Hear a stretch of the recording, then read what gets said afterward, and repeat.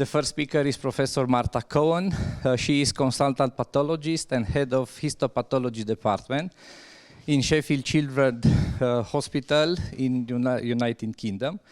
Professor Marta Cohen is pediatric and perinatal pathologist with many years of experience. Also, in 2020, she was awarded of OBE, Order of British Empire, by the last Queen Elizabeth for her role in investigation of SIDS. Also, he has an academic and she is a leader of pediatric and perinatal pathology, a specialist committee, and also very recently she is the vice president of the Royal College of Pathologists in the United Kingdom. Thank you so much to coming here. Please, the stage is yours.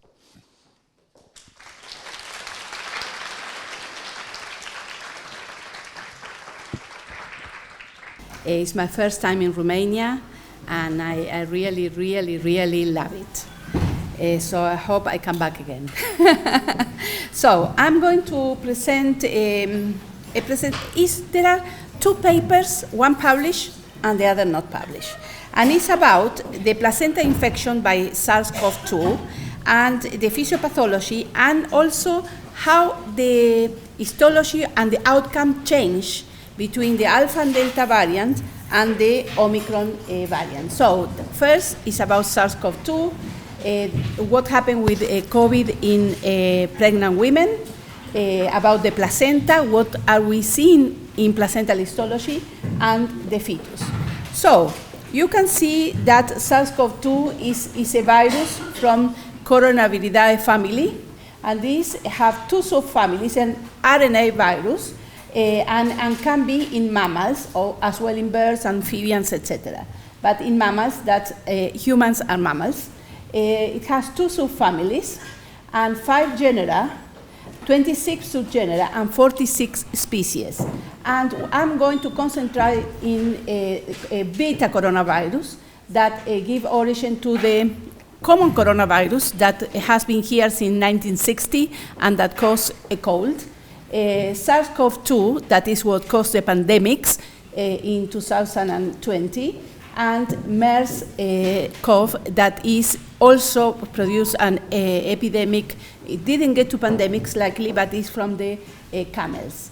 So this was a paper that we published with the Medical Legal Institute, because I also do forensic pathology, pediatric, Medical Legal Institute in Spain, and we look at the postmortems on patients with COVID.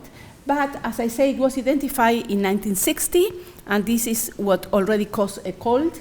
It's a zoonotic viruses, because this SARS-CoV2 has 96.2% homology with a coronavirus from the bat, and this is the name of the virus in the bat. And it's 100 to 160 nanometers in diameter, with spicules that project in the like spikes and gives like a sun appearance. And this is very important, because all the physiopathology of SARS-CoV2 is based on the receptors ACE2 that exist in many organs, in many cells, and how our immune system reacts. So I always think that in the future, this pandemic will be remembered as a pandemic that involved the ACE2 receptors and caused an immune dysregulation. And this is what we are learning now. So as I say, we don't know, because this is MERS, that is the one that in Saudi Arabia, and there are occasional cases of MERS, and it's very highly lethal compared with SARS-CoV2 that is not so lethal. And we don't know, or the experts don't know, if it came from the bats to the civets, that is a mammal, that was an intermediate species that was also common in the Wuhan market when everything started in that area of Wuhan. They still don't know if Wuhan market was a consequence of if Wuhan market was where this mutation first originated. or it may be that it came from the civet and went through the bats. Possibly, it came from the bats to the civets. Why? Because the civets that were not in the area of Wuhan didn't have SARS-CoV-2. So that's why I think it's possibly the important thing. In May 2023, when we were already with high number of deaths, and it's wrong, it's before 2020, it was very clear that it was a vascular damage.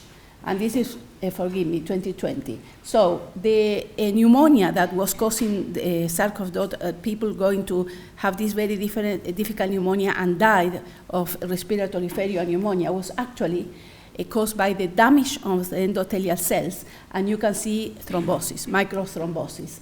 And this was published in this journal about vascular, we call it endotheliitis. It's an inflammation of the endotheliums because the endothelial cells are very rich in ACE2 receptors. Same that the placenta, where I'm going to expand soon. So the endotheliitis, you can see the virus in these endothelial cells with electron microscopy. At the beginning, we used a lot of electron microscopy because we couldn't identify the virus with immunohistochemistry. That now we can. We have the agent and we can use it. And it was in the glomeruli, so it was causing renal failure. And you can see here, and at the beginning, this is Cas-Pas3 that is related with apoptotic, this antibody. And as I say, because this was an early paper, first describing the affection of the endothelial cells, it was not possible then still to do immunohistochemistry. So, as I mentioned, SARS-CoV-2 has these spikes, where is this protein that is used by the virus to go into the ACE2 receptors that are in the membrane, and then will cause the infection. And of course, there will be anti-spike antibodies. And these anti-spike antibodies that are our antibodies, or the antibodies created by the vaccine for those that are immunized, is that sometimes may cause an overstimulation and hyper-response. And actually, the patient become sick because of that. And what is important is this SARS-CoV-2 is in all the organs. So you can see that it's in different organs. You can see here that is in the brain and produce neurologic disorders, lot of Alzheimer and cognitive deficiencies caused by SARS for the COVID and the long COVID. Diabetes mellitus in the pancreas, a lot of increase of diabetes, type 2 diabetes, type 1 diabetes, because of its autoimmune.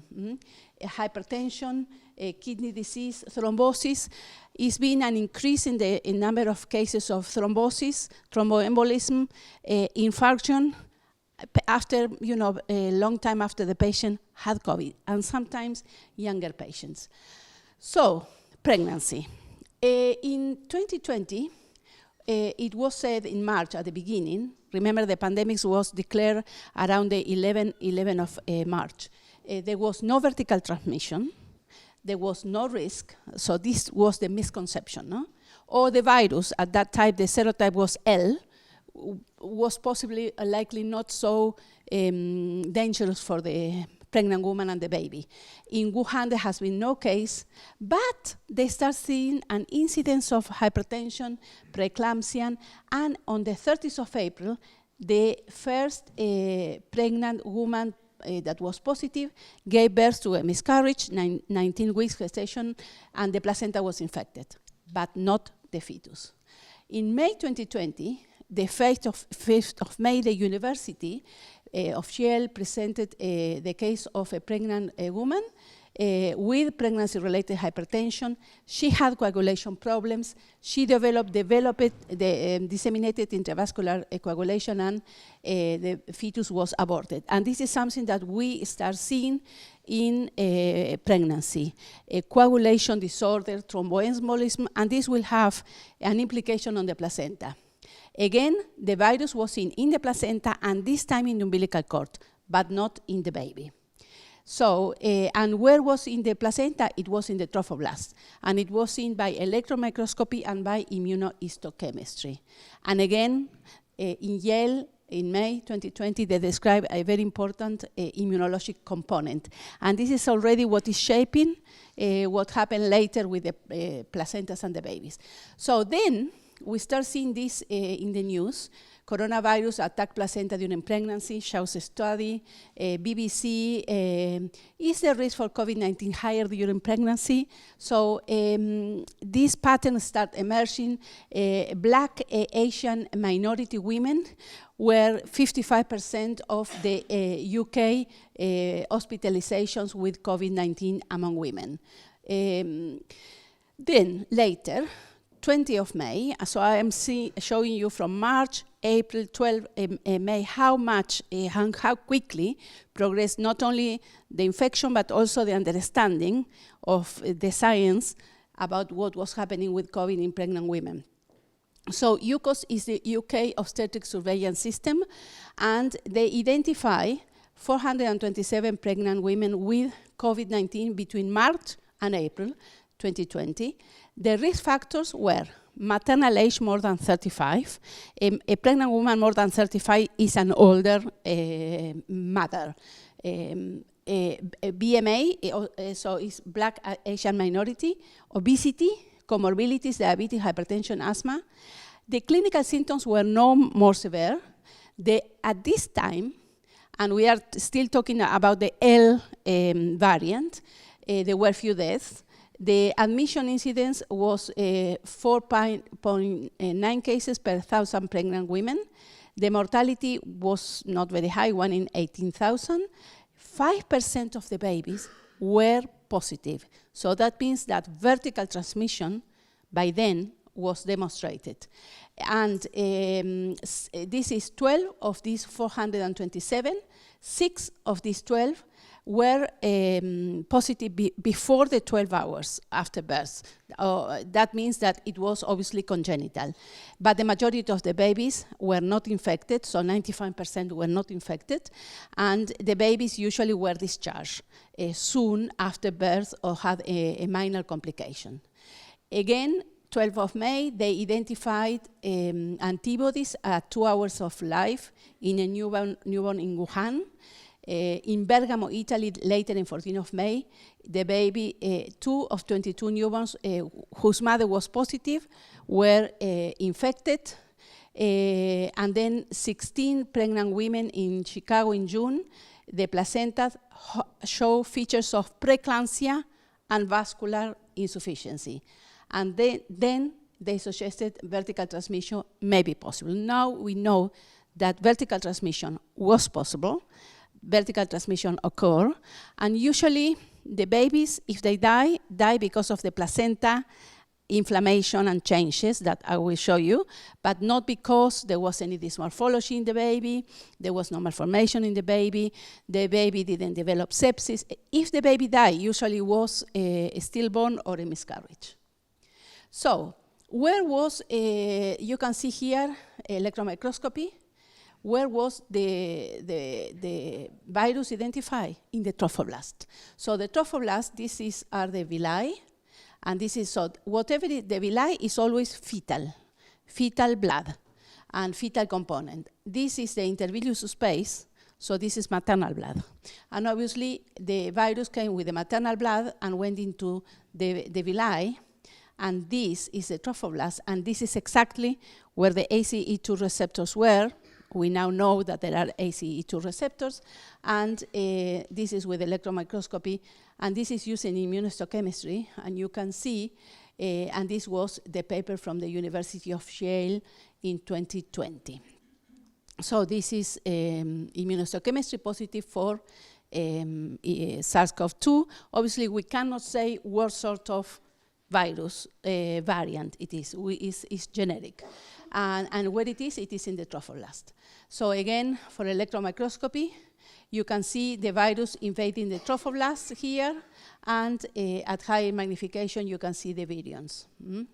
So this is when, at the beginning, we were looking into what happened with this virus, and then will all these spikes that give like a sun, like a crown. So this is a virus membrane, and this is where the spines are, and this is the S protein, and the S protein is what joins the ACE2 receptors that are in the membranes of the cells. So, why is important? Because this is the renin-angiotensin system. So, it's important because it has to be with the physiopathology of this condition. Because this system is what it will imply that the renin, the protease renin, converts to angiotensinones, the angiotensinones to angiotensin 1, which is then converted into angiotensin 2. And this can bind to the receptors, angiotensin type 1, and can produce vasoconstriction, hypertrophy, fibrosis, proliferation, pro-inflammation, and oxidative stress. And therefore, if the receptor is used by the virus, this is what it will be tend to produce. Where, if not, it will be vasodilatation, vascular protection, etc., etc. That's why this disease, because SARS-CoV2 is the virus, COVID-19 is a disease. So somebody may be affected and be asymptomatic. But if you have the disease, you have a high chance of hypertension, thromboembolism, etc., because it has to do with the role of ACE2 receptors. So that's why it enters the lung.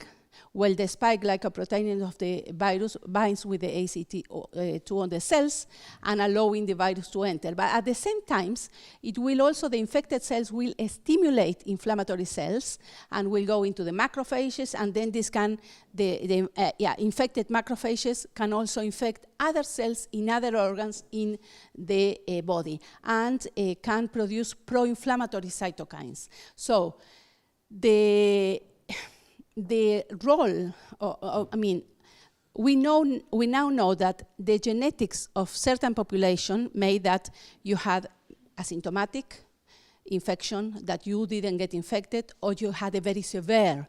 It's all in the relation between your genes, how you react with your anti-inflammatory response. So it's always an excess of anti-inflammatory response. So that's why we had myocarditis.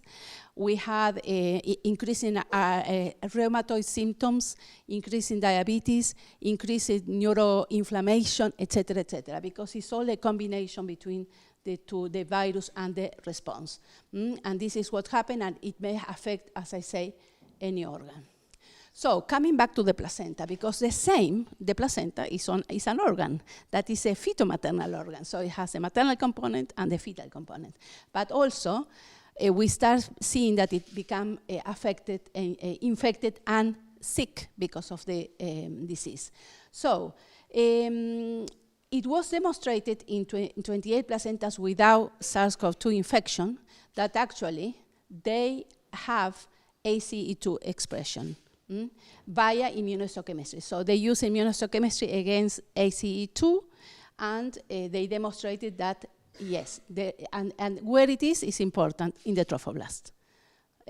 So everything started with the alpha variant. The alpha variant was first described around September 2020, and before the alpha, and it was first demonstrated in Kent, south of England, and from then caused a wave that was for a few months. And after the alpha variant came the delta variant, that I think was the most deadly one. And then at that time in the news, without saying it's the alpha variant, but we start seeing that was already public, stillbirth and prematurity risk may be higher in pregnancy. And by then we were already in October, November. So in 2021, we're still with the alpha variant and beginning of the delta variant, it was published that maternal and perinatal outcomes of pregnant women with SARS at the time of birth in England, and they did a study on 342,000 women, and 10%, 3,527 have SARS-CoV2 infection, and was more common in women who were younger, non-white, that means black or Asian, primiparous, residing in the most deprived areas, or had comorbidities. I do a lot of vitamin D analysis because in other part of my interest is sudden infant death, and I always measure vitamin D. Vitamin D is an immune regulator, is a hormone, it's not a vitamin, it's a hormone that makes the immune system stronger. So since the beginning, I say, I'm sure there is vitamin D deficiency. And now we know that patients that have the most severe COVID and women with the most severe affected have vitamin D deficiency. And it's not a coincidence that are black, Asian, and in the most deprived areas, because that is also associated with vitamin D deficiency. So these women with SARS-CoV-2, by then alpha delta wave, significantly had higher rates of fetal death and preterm birth, significantly higher rates of preeclampsia, so hypertension during pregnancy, birth by emergency cesarean delivery, prolonged admission following birth, and the babies experience neonatal adverse outcomes, the need for special neonatal care, and prolonged neonatal admission following birth. So we are seeing a different picture that from we were seeing at the beginning. That's why I wanted to put the news in the newspapers. This was a systematic review about the vertical transmission. And they confirm that there was present in neonatal of fetal deaths of fetal sources and neonatal serology. The neonates of fetuses with severe acute respiratory syndrome were positive within 48 hours of birth. Of 30 eligible case reports describing 43 tested neonates and 38 cohort of case series studies, they included all these cases in the study. And there was obviously by then a growing evidence that pregnant women could be at increased risk. And again, the risk factors were, by then, there was a vaccine. Remember, December 2020, I think the 3rd of December was the first vaccinated person. And it was then evident that women who were unvaccinated were at higher risk of COVID. And again, repeating, ethnic minorities, obesity, having comorbidities, diabetes, hypertension, being older of 35, living in increased socioeconomic deprivation, and facing, for instance, working in health system. No? However, as I say, no evidence of congenital anomalies, not like other congenital infection like Zika virus, toxoplasmosis, etc., that may cause abnormalities, not this one. Vertical transmission was uncommon, but it may occur, and vaccination in pregnancy was strongly by then recommended. In Latin America, I am originally from Argentina, so I was always looking at Latin America. It was very high, especially in Brazil, that is not quoted here, but it was present in all these, and it was related to a lack of intensive care treatment for these women. So the barrier of being deprived in a low middle income country in Latin America means for these women to have high mortality, maternal death. And the average maternal age in Latin America for affected women was 31 years, and 50% of those who died were obese. Usually more frequently detected in the third of trimester of pregnancy. Women presented usually with dyspnea, with fever, cough, but in addition, organ failure was reported in 90.4% of the cases of those that were admitted, and they remained in critical care for a period of 8 days if they were admitted. And in most cases in women, death occurred during the postpartum period, 6 weeks after childbirth. So really, a preterm delivery also became a perinatal complication, and almost 60% of the children were born with low weight. So this is important because that means that really for a fetal-maternal medicine expert, for neonatologist and obstetrician, this was a serious event during, we are talking end of 2020 to end of, so the whole of 2021. So, important, during that time we were recommending the women to be vaccinated. 98% of the women that had COVID with symptoms during pregnancy, 98% had been unvaccinated. And only 3 of the 235 women admitted to intensive care had received a single dose of the vaccine, and none had received both doses. And all pregnant women then were recommended to have the vaccine. As I mentioned, Brazil has the highest rate of maternal mortality due to COVID, and this is worldwide. And there were, at December 2021, almost 2,000 deaths in Brazil, and 59% had not risk. Of course, the risk is living in a deprived country with deprived or low socioeconomic status for them, and also no access to intensive care systems. We did a study with, I think there were 8 centers in England, in which we look at the findings of the placenta, the stillbirth rate, the miscarriage rate. You know what the difference between stillbirth and miscarriage? Miscarriage is the intrauterine death below 24 weeks, and stillbirth is after 24 weeks. And we have a high percentage of placental infection with features that were very distinctive and had an immunologic cause.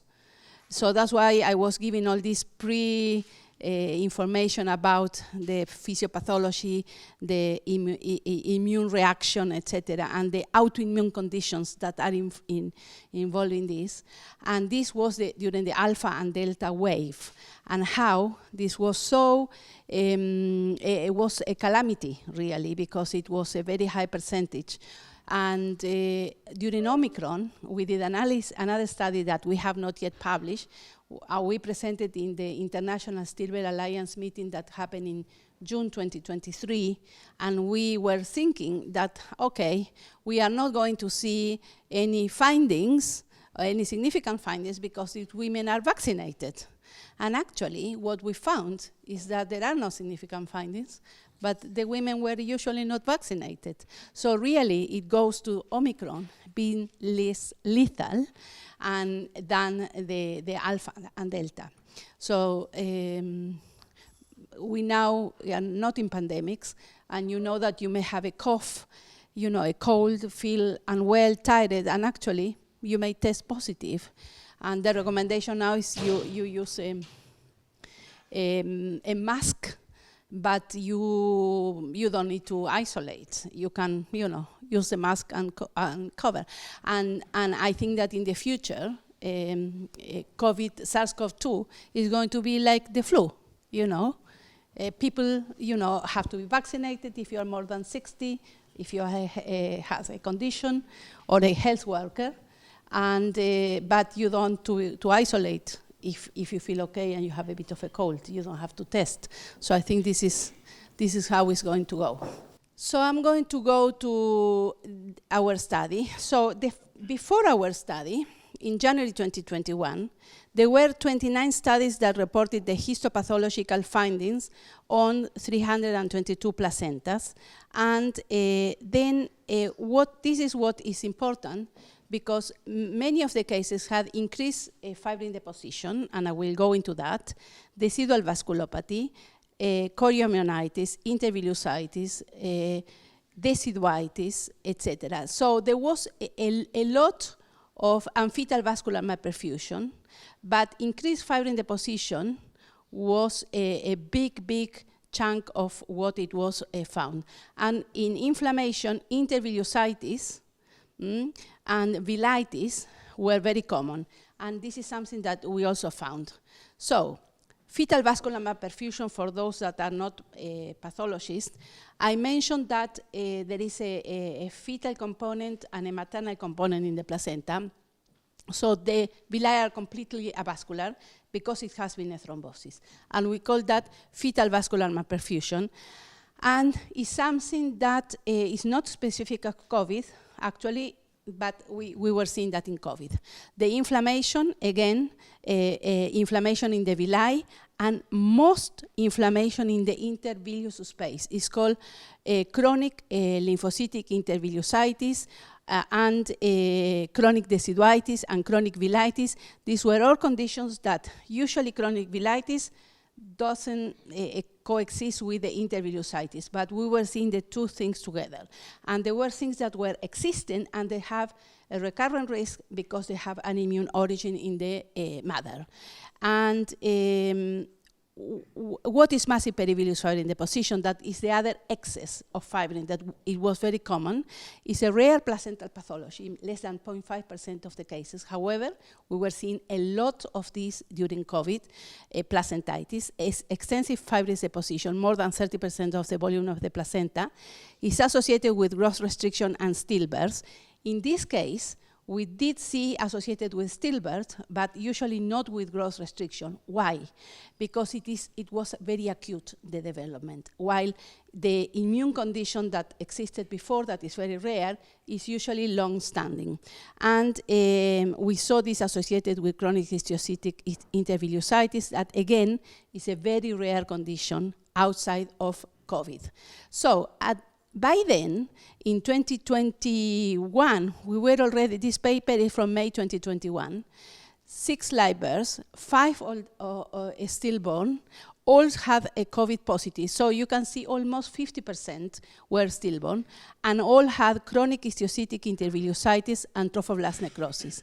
And this is an immunostain to show that the virus was present in the trophoblast. So, at Sheffield Children's Hospital, from November 2020, remember that soon after the alpha wave started, we start seeing an increasing incidence of what we call placentitis. That is the association of massive perivillous fibrin deposition, chronic histiocytic intervillusitis, and trophoblast necrosis. 3 conditions that usually they don't associate together, but we were seeing this associated to stillbirth and no intrauterine growth restriction. And you can see here the fibrin, the trophoblast necrosis, and the intervillusitis. So this was a 33 weeks baby, a placenta, cesarean prematurity, lobe Apgar.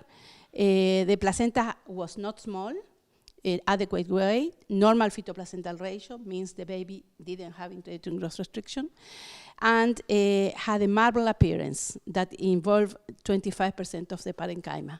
And you can see how there is no maternal intervillous space. It's all occupied by this fibrinous material, and that is massive perivillous fibrin deposition. I always say it's encasing the villi, so there is no intervillous space.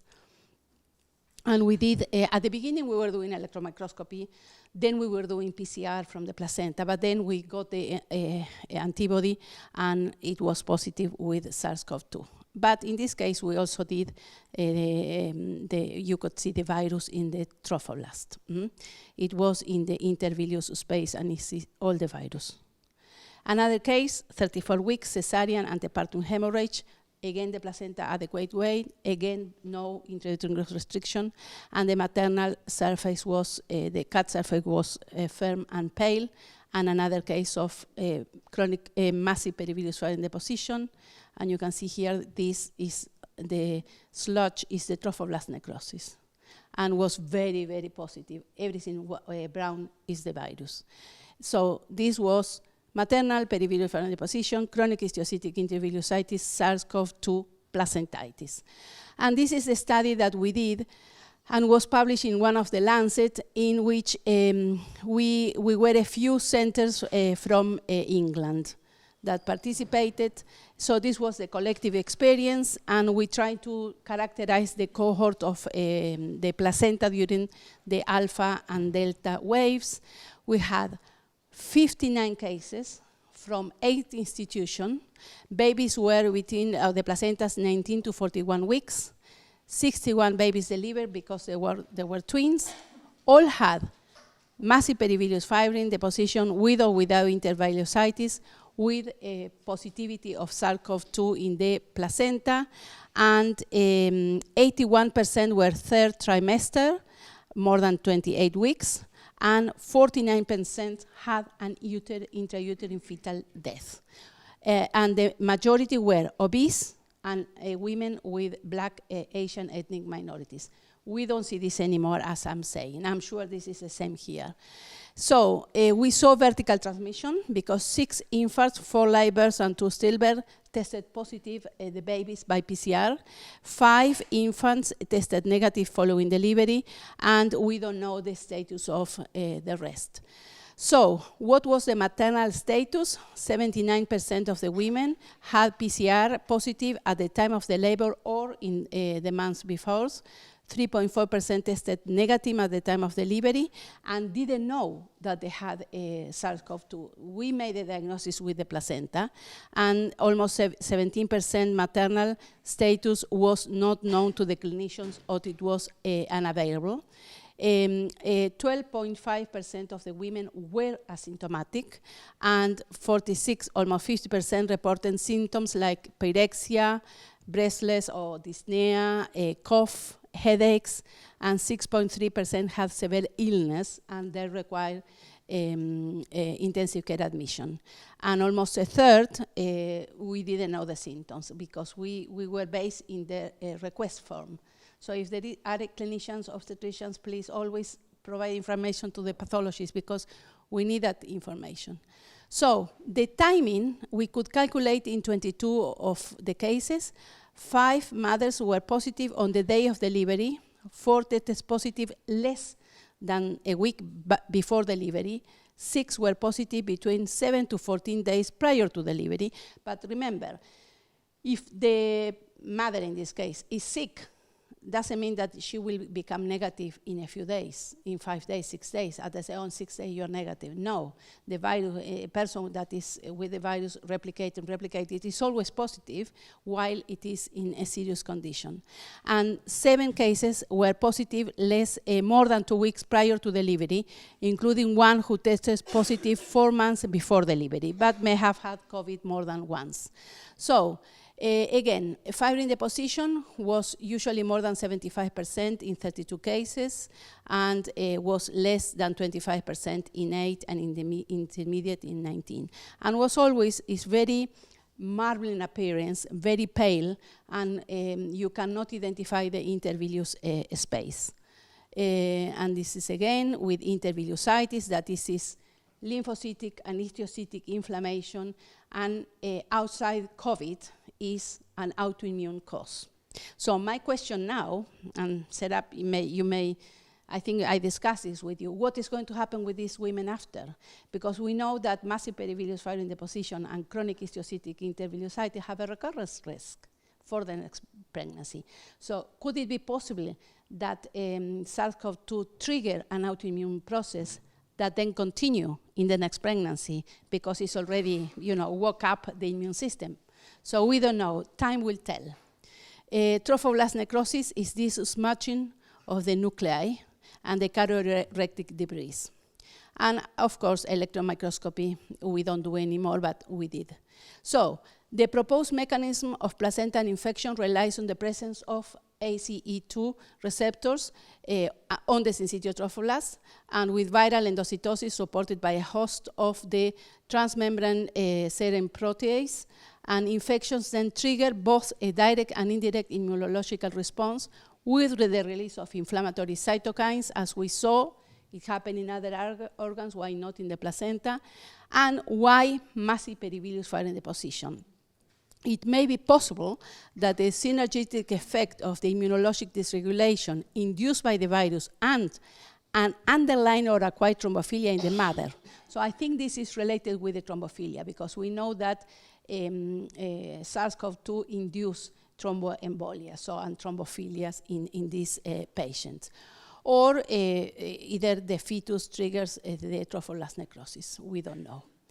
Okay, so I'm going to say it's important for the pathology trainees and those pathologists that don't do placenta to see the difference between massive peribilious fibrin deposition, chronic histiocytic, and COVID placentitis. So massive peribilious is rare. It has intrauterine growth restriction, low placental weights, and high fetal-placental ratio because of the small placenta and intrauterine death growth. Stillbirth rate is high. It's more common in the third trimester. Variable recurrence rates between 12 to 78%. No SARS-CoV2 related. Variable necrosis in the syncytial trophoblast. And to be honest, it's not a feature. Chronic histiocytic intervillositis is rare. So there are two different entities that in SARS-CoV2 we saw them associated. Also produce intrauterine growth restriction, also had pregnancy loss, is in the first trimester, in difference with this, high recurrence rate up to 100%, and absence of SARS-CoV2 immunostain, variable necrosis, and the other is an unknown incidence. I think now we can say it was high with the alpha and delta, but now it's not high, as I will show you. Normal fetal weights and placental weights, 49% of intrauterine death. So the intrauterine death is always high, either if it is with COVID or without. A non-recurrence, we don't know. More common in the third trimester. Obviously, SARS is in the syncytial trophoblast, and extensive necrosis of the syncytial trophoblast. So, important, mothers could have been completely asymptomatic, and 75% of stillbirths were with asymptomatic mothers, or they may be symptomatics. And so we then, whenever I see now massive peribilious fibrin deposition, and I see a chronic histiocytic, associated or not, I will do SARS-CoV-2. And we still see them. I only saw recently one case. It was Omicron. It was a fully vaccinated mom, had a miscarriage with this. So these features were present, and I did a SARS, and it was positive, and then I found out that mother has been fully vaccinated. So obviously she has some genes that didn't protect her. So was associated with double risk of stillbirth during the alpha and the delta wave. And so what happened during Omicron in women that were not vaccinated or partially vaccinated? And as I say, we know that vaccination in SARS-CoV-2 proved to be effective during alpha and delta wave. And so what we did was looking for the features of placentitis during this later wave. And we compared the status against the maternal vaccination status and the histological findings, and we compare with the previous wave. So we did a retrospective review of the specimen during October 2022 to January this year. That was already Omicron. So we look for the maternal demographic, the pregnancy outcome, and the placental findings, and we did the comparison with the statistical analysis. So what we found is 189 placentas were included that were from mothers that were with COVID, that we presume it was Omicron, because obviously we didn't do the analysis of what variant. 38 were the average age of gestation, and 75% were white British or white European. So you can see that is already a difference in the demographic of these cases. Vaccination status. So completely vaccinated, a third, partially vaccinated, 12%, but most of the women, 55%, were not vaccinated.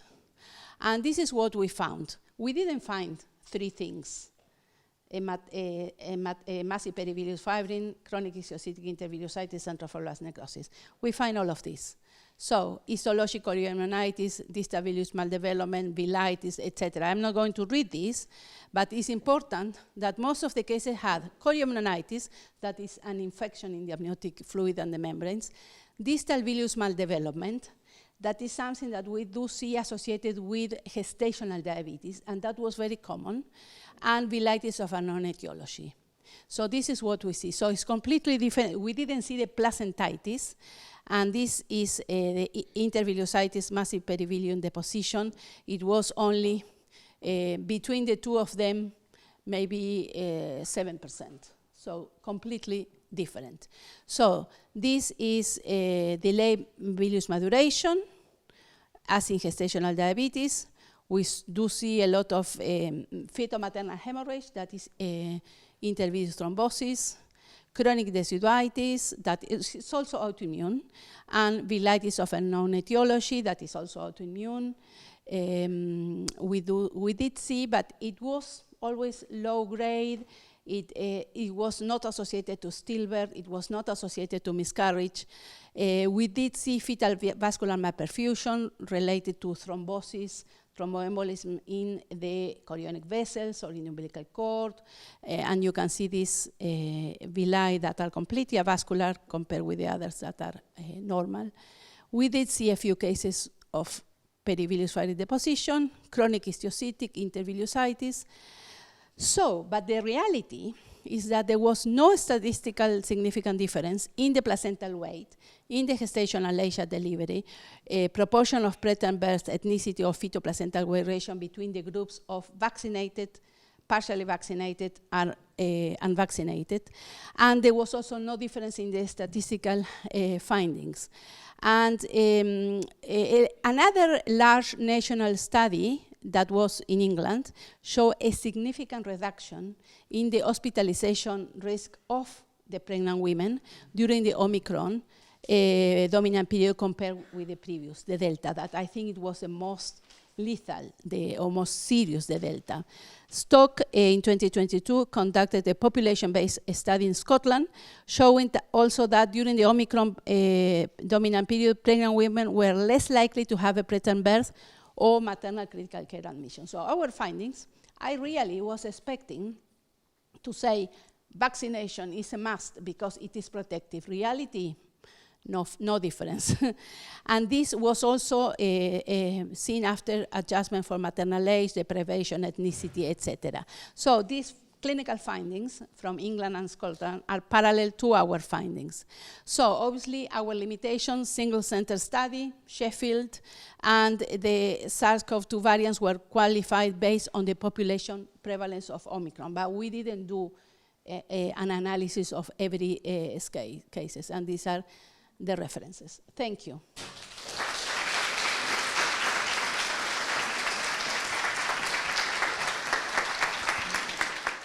Congratulations, Professor Cohen, and thank you very much for this very interesting lecture.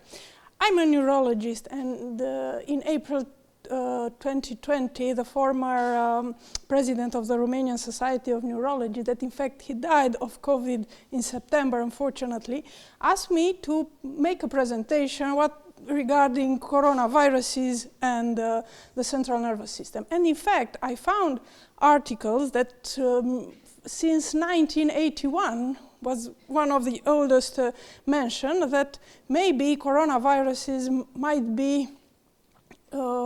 might influence or might be the onset of degenerative diseases like Parkinson's disease, then Alzheimer's disease, and so forth, so on.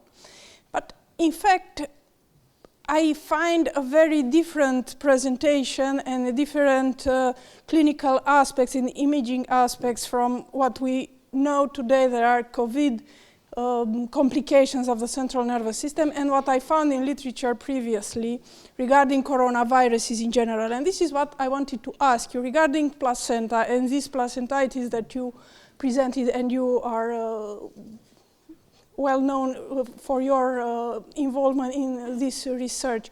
Did you find previously to COVID such placenta, and the question if there might be a coronavirus involved? Coronavirus was well known to us, but as I say, as a cold. SARS-CoV2 didn't exist before then, possibly started in November 2019 in the area of Wuhan. I think it's maybe a laboratory accident or a natural evolution of the virus. I have not seen a setup here from Turkey. She's also an experimented pathologist in placenta. I have seen villitis, but villitis cause for torch, so toxoplasmosis, herpes, cytomegalovirus, but it's completely different, and you see the viral inclusions. So I think that what SARS-CoV2 caused this immune dysregulation, that caused these immune conditions, massive peribilious viral deposition and chronic histiocytic, have not seen, and also associated, the two together. But it's very interesting what is happening with, especially with long COVID in the brain, because it affected so much the neurocognition and the Alzheimer. I know people who had COVID and soon after started the deterioration and went into having an Alzheimer. So I'm sure that this pandemic has a lot of bad things, but also brought us some light for us to learn about the physiopathology of many diseases like Alzheimer that have an autoimmune component. So maybe that triggered by a virus, yes, because a virus may trigger that. So, but I don't have more answers than that. Thank you very much for the talk. It was very interesting. You mentioned in the early part of the presentation that macrophages are carriers for the virus through other parts of the organs, other parts of the body. I was wondering if you know anything about specific mechanisms of the SARS-CoV2 virus that evade the macrophage antiviral properties. That's not my area of work, but what I know is that SARS-CoV2 triggers inflammatory mechanisms, and that's why attract macrophages, lymphocytes, etc., to where the virus is. And what that paper mentioned is that it can be the virus enter the macrophages and the cells, and then they are transported through the blood into the rest of the body and may affect other organs. Of course, one is in the blood, and you know, is affecting mainly the endothelium, and then it can be anywhere in the body. Thank you very much.